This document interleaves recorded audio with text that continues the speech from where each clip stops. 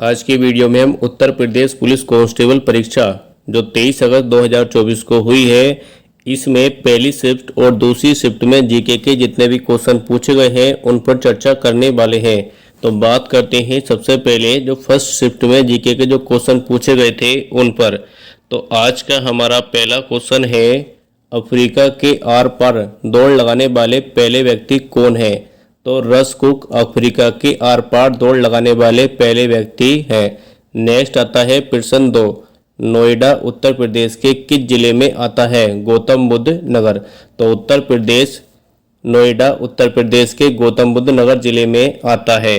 Next आता है प्रश्न 3, इंडियन नेशनल कांग्रेस की स्थापना कब हुई? तो 1885 एडी में इंडियन नेशनल कांग्रेस की स्थापना हुई थी। नेक्स्ट आता है प्रश्न 4, क्रोएशिया गणराज्य की राजधानी क्या है? जागरेब क्रोएशिया गणराज्य की राजधानी है। नेक्स्ट आता है प्रश्न 5, भारत का पहला हवाई अड्डा कहाँ बनाया गया? तो भारत का पहला हवाई अड्डा मुंबई में बनाया गया था। नेक्स्ट आता है प्रश्न 6, जून 2024 तक संघ मंत्रालय का प्रमुख कौन है? तो राइट आंसर है अमित शाह। तो अमित शाह जून 2024 तक संघ गृह मंत्रालय के प्रमुख थे। नेक्स्ट आता है प्रश्न 7, विश्व डाक दिवस कब मनाया जाता है? 9 अक्टूबर। तो 9 अक्टूबर को विश्व डाक दिवस मनाया जाता है। नेक्स्ट आता है प्रश्न 8, परमाणु ऊर्जा के उत्पादन के लिए कौन सा तत्व आवश्यक है? यूरेनियम। तो परमाणु ऊर्जा के उत्पादन के लिए यूरेनियम तत्व आवश्यक है। नेक्स्ट आता है प्रश्न 9, जीएसटी के ब्रांड एम्बेसडर कौन है? तो अमिताभ बच्चन जीएसटी के ब्रांड एम्बेसडर हैं। नेक्स्ट आता है प्रश्न 10, पल्लव राजवंश की राजधानी क्या है? तो कांचीपुरम पल्लव राजवंश की राजधानी थी।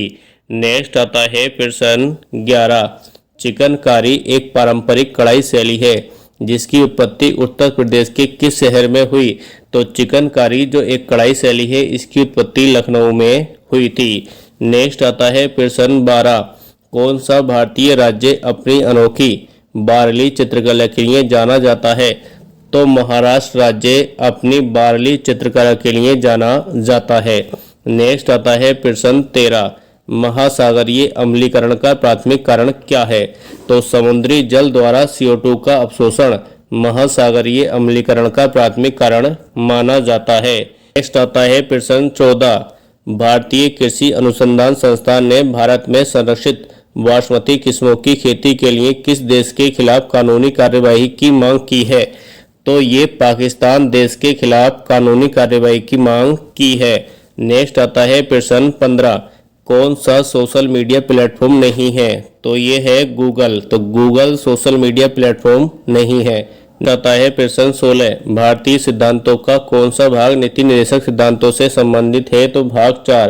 तो संविधान का भाग 4 नीति निर्देशक सिद्धांतों से संबंधित है। नेक्स्ट आता है प्रश्न 17, रमन सुब्बा राव जिनका हाल ही में निधन हो गया, ये किससे संबंधित थे? तो रमन सुब्बा राव क्रिकेट से संबंधित थे। नेक्स्ट आता है प्रश्न 18, प्रायद्वीपीय भारत की सबसे लंबी नदी कौन सी है? तो गोदावरी प्रायद्वीपीय भारत की सबसे लंबी नदी है। नेक्स्ट आता है प्रश्न 19, भारत के किस पड़ोसी देश को थंडर ड्रैगन की भूमि कहा जाता है? तो भूटान देश को थंडर ड्रैगन की भूमि कहा जाता है। नेक्स्ट आता है प्रश्न 20, 1946 के मुद्रीकरण के दौरान RBI के गवर्नर कौन थे? तो CD देशमुख 1946 के मुद्रीकरण के दौरान RBI के गवर्नर थे। प्रश्न 21, पुस्तक ए लाइफ मिस स्पेंट पुस्तक के लेखक कौन है? तो सूर्यकांत त्रिपाठी निराला ने इस पुस्तक को लिखा था। नेक्स्ट आता है प्रश्न 22, द स्कारलेट लेटर पुस्तक के लेखक कौन है? तो नथानिएल हार्थोन ने इस बुक को लिखा था। नेक्स्ट आता है प्रश्न 23, भारत में पहली राष्ट्रीय कृषि नीति कब घोषित हुई? तो जुलाई 2020 में भारत में पहली राष्ट्रीय कृषि नीति घोषित हुई। नेक्स्ट आता है प्रश्न 24, फ्रांस और जर्मनी के बीच सीमा रेखा का नाम क्या है? तो सिगफ्रीड लाइन फ्रांस और जर्मनी के बीच सीमा रेखा का नाम है। नेक्स्ट आता है प्रश्न 25। नेक्स्ट है प्रश्न 25, उपयोगकर्ताओं के बीच लगातार संचार को प्रोत्साहित करने के लिए किस सोशल मीडिया प्लेटफॉर्म ने स्टिक्स नामक सुविधा प्रदान की है? तो स्टिक्स नामक सुविधा आपके स्नैपचैट ने प्रदान की है। बताएं प्रश्न 26, विदेश व्यापार महानिदेशालय DGFT किस मंत्रालय के अंतर्गत आता है? तो ये आपके वाणिज्य एवं उद्योग मंत्रालय के अंतर्गत आता है। नेक्स्ट आता है प्रश्न 27, वित्तीय स्थिरता बोर्ड FSB क्या करता है? ये वित्तीय स्थिरता को सुनिश्चित करता है। नेक्स्ट आता है प्रश्न 28, BRI का पूरा नाम क्या है? Belt and road initiative BRI का पूरा नाम है। नेक्स्ट आता है प्रश्न 29, NHRC का पूरा नाम क्या है?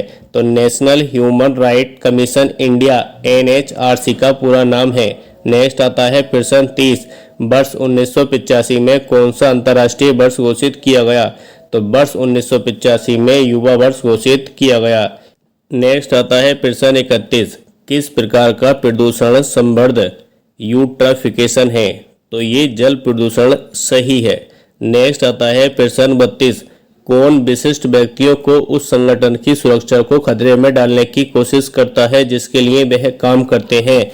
तो स्पीयर फिशिंग वह काम करता है। नेक्स्ट आता है प्रश्न 33, तो ये है आपका प्रश्न 33 की अगर वही बात करें तो कौन सी अनुसंधान विधियां उत्तरदाताओं की प्रतिक्रियाओं के आधार पर उनसे गहन और आगे की जांच और पूछताछ करने में सहायता करती हैं? तो गुणात्मक विधियां। नेक्स्ट आता है प्रश्न 34, आसमान के नीलेपन का कारण क्या है? तो वायु के अणुओं द्वारा सूर्य के प्रकाश का विकिरण आसमान के नीलेपन का कारण होता है। नेक्स्ट आता है प्रश्न 35, किस वर्ष में अंतर्राष्ट्रीय मानवाधिकार कानून के परिवर्तन के लिए संयुक्त राष्ट्र मानवाधिकार आयोग को संयुक्त राष्ट्र मानवाधिकार परिषद द्वारा प्रतिस्थापित किया गया? तो वर्ष 2000 में ये काम किया गया था।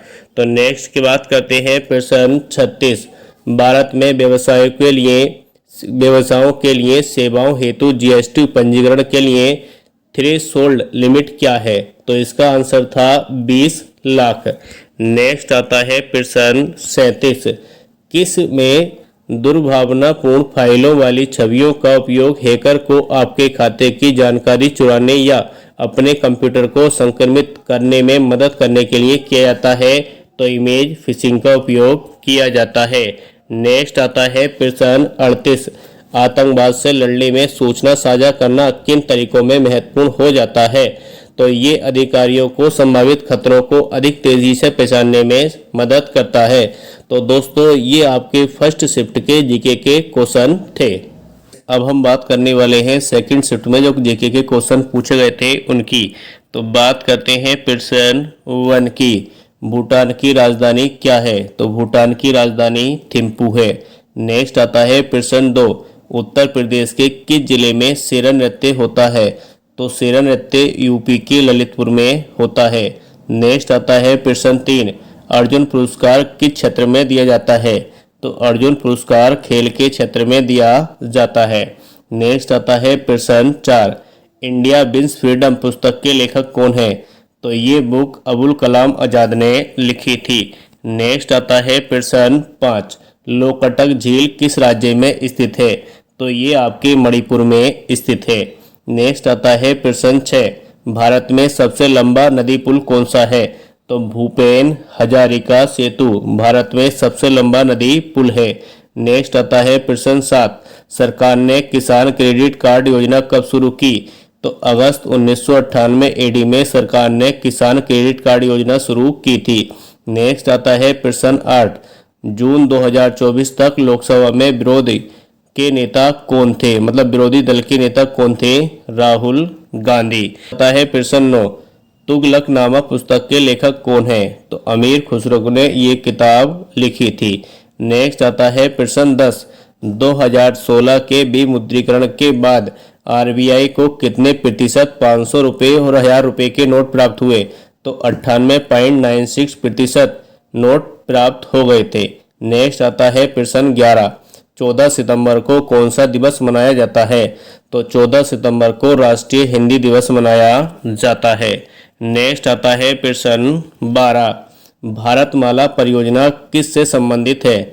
तो भारतमाला परियोजना सड़कों से संबंधित है।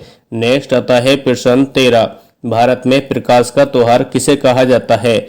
तो दिवाली को भारत में प्रकाश का त्योहार कहा जाता है। नेक्स्ट आता है प्रश्न 14, दूध उत्पादन, ब्रेड आदि आवश्यक वस्तुओं पर जीएसटी कितने प्रतिशत है? तो इसका आंसर है 12%। तो दूध या दूध से बने जितने भी उत्पाद होते हैं उन पर जीएसटी 12% होती है। नेक्स्ट आता है प्रश्न 15, चंद्रमा पर नासा के मानवयुक्त लैंडिंग मिशन को क्या नाम दिया गया है जो 2024 से 2025 तक होने की संभावना है? तो इस मिशन का नाम आर्टेमिस है। नेक्स्ट आता है प्रश्न 16, भारतीय जीएसटी में किस प्रकार का कर प्रस्तुत होता है? तो इसमें आपका सेवा कर प्रस्तुत होता है। नेक्स्ट आता है प्रश्न 17, पहली बार बुनियादी शिक्षा का विचार किसने दिया? तो पहली बार बुनियादी शिक्षा का विचार महात्मा गांधी ने दिया था। नेक्स्ट आता है प्रश्न 18, भारत में 2020 से 21 में कौन सा राज्य मसालों का प्रमुख उत्पादक था? तो आपका मध्य प्रदेश 2020 से 21 तक प्रथम नंबर पर था। नेक्स्ट आता है प्रश्न 19, सबसे कम लिंगानुपात वाला भारतीय राज्य कौन सा है? तो हरियाणा सबसे कम लिंगानुपात वाला भारतीय राज्य है। नेक्स्ट आता है प्रश्न 20, जनसंख्या का घनत्व है। तो जनसंख्या जो घनत्व है ये आपकी संख्या बटे स्पेस के बराबर होता है। नेक्स्ट आता है प्रश्न 21, 1928 में बारदोली सत्याग्रह का नेतृत्व किसने किया? तो बारदोली सत्याग्रह का नेतृत्व सरदार वल्लभ भाई पटेल ने किया था। नेक्स्ट आता है प्रश्न 22, किस जीव को जल प्रदूषण का जैव संकेतक माना जाता है? तो मेंढक को जल प्रदूषण का जैव संकेतक माना जाता है। नेक्स्ट आता है प्रश्न 23, चीन ने तिब्बत पर आक्रमण कब किया? तो चीन ने तिब्बत पर 1950 एडी में आक्रमण किया। नेक्स्ट आता है प्रश्न 24, 2021 में इंस्टाग्राम को इंटरनेट पर दुनिया भर में सबसे अधिक इस्तेमाल किए जाने वाले सोशल मीडिया प्लेटफॉर्म में कौन सा स्थान मिला था? तो इंस्टाग्राम को 2021 में चौथा स्थान मिला था। है प्रश्न 25, बायोमेट्रिक प्रौद्योगिकी का एकीकरण भारत के आंतरिक सुरक्षा ढांचे को कैसे बढ़ावा देता है? तो ये नागरिकों के लिए कागजी कार्यवाही को कम करके और प्रशासनिक प्रक्रियाओं को सुव्यवस्थित करने में सहायता प्रदान करता है। नेक्स्ट आता है प्रश्न 26, प्रथम life time discovering the peace award मतलब शांति भंग का आजीवन पुरस्कार किसे मिला? तो सलमान रशीदी को ये पुरस्कार मिला था। नेक्स्ट आता है प्रश्न 27, अंतरराष्ट्रीय थर्मोन्यूक्लियर प्रायोगिक रिएक्टर ITER परियोजना का उद्देश्य क्या है? तो इस परियोजना का उद्देश्य बड़े पैमाने पर और कार्बन मुक्त स्रोत के रूप में संयंत्र ऊर्जा प्रदान करना है। नेक्स्ट आता है प्रश्न 28, वैश्विक आतंकवाद विरोधी प्रयासों के समन्वय के लिए किस संगठन को जिम्मेदार माना जाता है? तो इसके लिए नाटो को जिम्मेदार माना जाता है। नेक्स्ट आता है प्रश्न 29, अंतरराष्ट्रीय अक्षय ऊर्जा एजेंसी IRENA क्या करती है? तो ये अक्षय यानी नवीनीकरण ऊर्जा के उपयोग को बढ़ावा देती है। नेक्स्ट आता है प्रश्न 31, भारत और वियतनाम के बीच साझेदारी से उनके क्षेत्रीय सुरक्षा परिदृश्य में किस प्रकार परिवर्तन आएगा? तो इससे आपके सांस्कृतिक एकीकरण के माध्यम से परिवर्तन आएगा। नेक्स्ट आता है प्रश्न 31, दर्शकों के साथ संवाद करने के लिए सोशल मीडिया प्लेटफॉर्म के रणनीतिक उपयोग के लिए क्या शब्द है? तो इसके लिए सामाजिक माध्यम विपणन यह मतलब बाजारीकरण शब्द है। नेक्स्ट आता है प्रश्न 32, ऐसा कौन सा सॉफ्टवेयर प्रोग्राम है जो इंटरनेट के माध्यम से आने वाली सभी डेटा को फिल्टर करता है? तो फायरवॉल ये काम करता है। नेक्स्ट आता है प्रश्न 33, प्रस्तावना में राष्ट्र की एकता एवं अखंडता शब्दों का उद्देश्य किस मौलिक सिद्धांत को बढ़ावा देता है? तो ये बंधुता को बढ़ावा देता है। आता है प्रश्न 34, 1993 में मानव अधिकारों पर विश्व सम्मेलन ने किसको अपनाया? तो इस सम्मेलन में वियना की घोषणा को अपनाया गया था। नेक्स्ट आता है प्रश्न 35, किस संवैधानिक संशोधन अधिनियम ने लोकसभा और राज्य विधानसभाओं में अनुसूचित जातियों और अनुसूचित जनजातियों के लिए सीटों के आरक्षण को बढ़ाया। तो 79वें संशोधन में ये काम किया गया था। नेक्स्ट आता है प्रश्न 36। एनपीए का पूरा नाम क्या है? तो गैर निष्पादित परिसंपत्तियां या नॉन परफॉर्मिंग एसेट, इसका एनपीए का पूरा नाम होता है। नेक्स्ट आता है प्रश्न 37। व्यापक परमाणु परीक्षण प्रतिबंध संधि का उद्देश्य क्या है? तो ये संधि नागरिक और सैन्य दोनों उद्देश्यों के लिए परमाणु विस्फोटों पर प्रतिबंध लगाना इस संधि का कार्य होता है। नेक्स्ट आता है आपका यूडीएचआर मानव अधिकारों की सार्वभौम घोषणा का कौन सा अनुच्छेद उत्पीड़न से शरण लेने के अधिकार की गारंटी देता है? तो इसकी गारंटी आर्टिकल 14 देता है। तो दोस्तों, इस प्रकार की वीडियो को देखने के लिए हमारे चैनल को सब्सक्राइब और वीडियो को लाइक कीजिए।